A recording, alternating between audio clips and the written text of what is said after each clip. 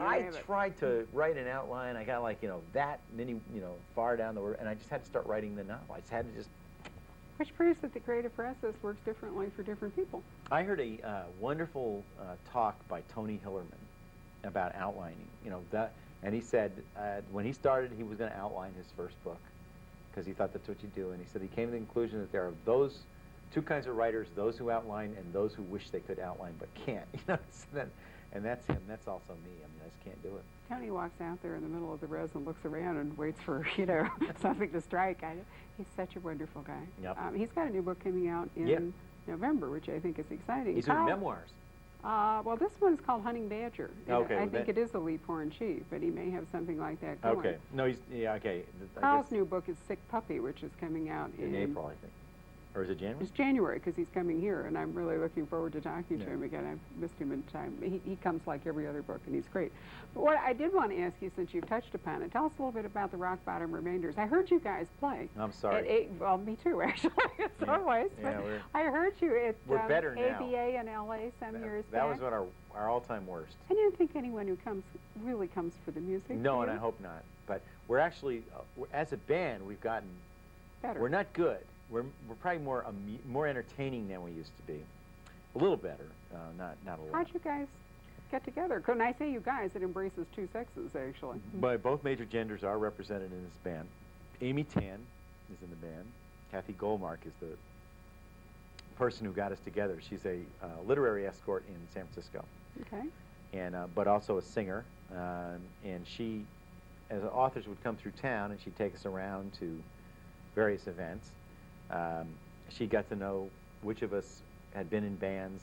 Like I've been in a band in college. Ridley played, and Stephen King wanted to be in a band. He was always interested in music. So she asked a whole lot of people, and those of us who said yes became this band.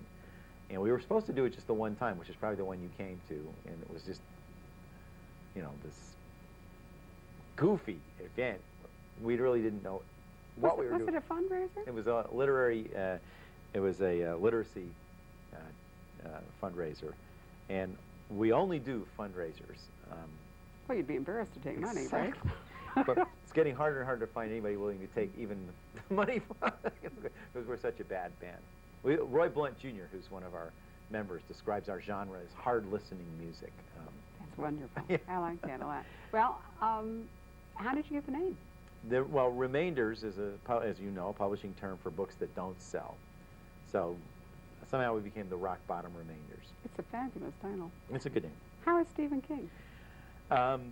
One of your members is the reason I asked the question. He's a member of a band, and he's and a good friend. Didn't it kind of cancel a little gig you had scheduled? We were going to, Ridley had set up a tour of this in November that would have taken us Denver and then Chicago and then back east for an inner-city literacy charity. And Stephen's injuries canceled the tour. He's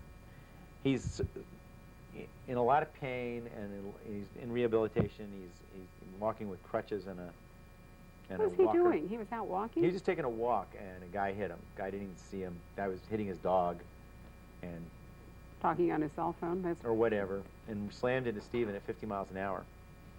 And I was really lucky that Stephen didn't get killed, to be honest. And he was hurt worse than I thought from the original reports.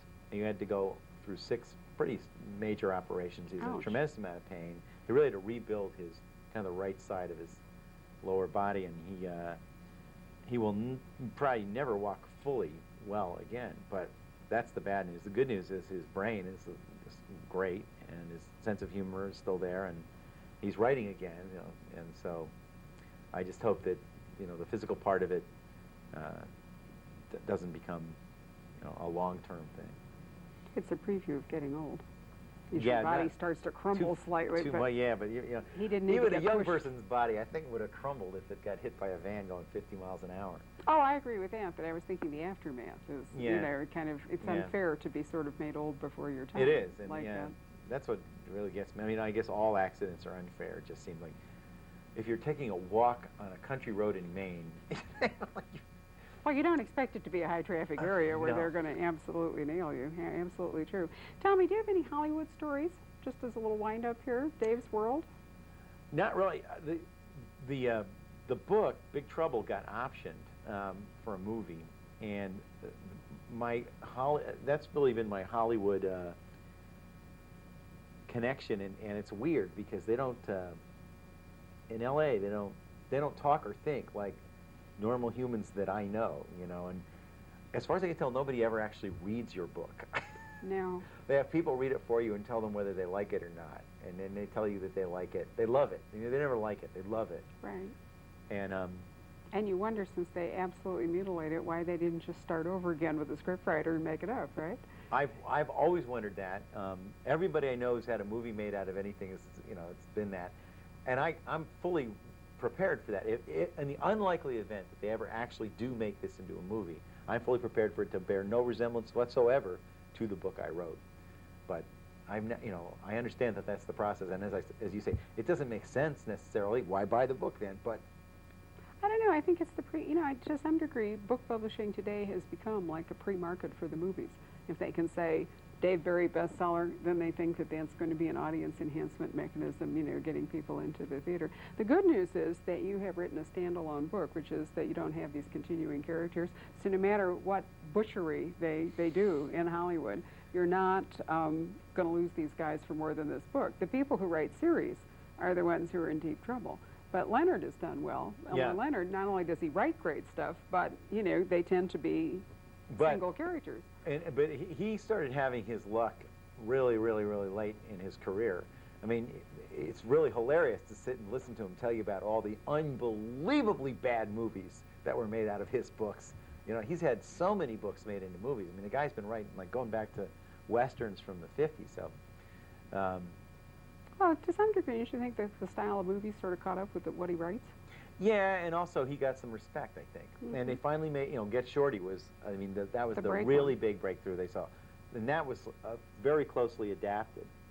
And you know, you wonder why anybody would think that he could write a better story than Elmore Leonard out of an Elmore Leonard book. But evidently they did think that until somebody finally said, hey, this is a really good story. Why don't we actually tell it? And whoa, you know, that success gave him, I think, more clout.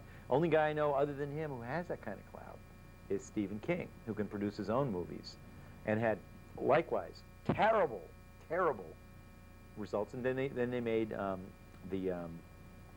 well, they changed the name of the prison one. Which one, Stephen? Stephen, the book, I regret to tell you that I'm not an expert in Stephen. Oh, okay. I can't help There's you a wonderful, on that one. I'm trying to think of the name. Now, everybody watching this knows that I'm talking about the movie where the guy finally escapes from prison after many years. And it was a wonderful movie, and it was a close adaptation of his book. There are lots of mystery writers whose books are optioned. I was thinking about Jim Burke, Michael Connelly, who's been hoping, you know, that, in fact, Eastwood optioned. The Shawshank Redemption. Oh, that okay. was it. Sorry, Okay. all right. They all said that out there. I'm glad one of us was literate. Lord, it's so embarrassing.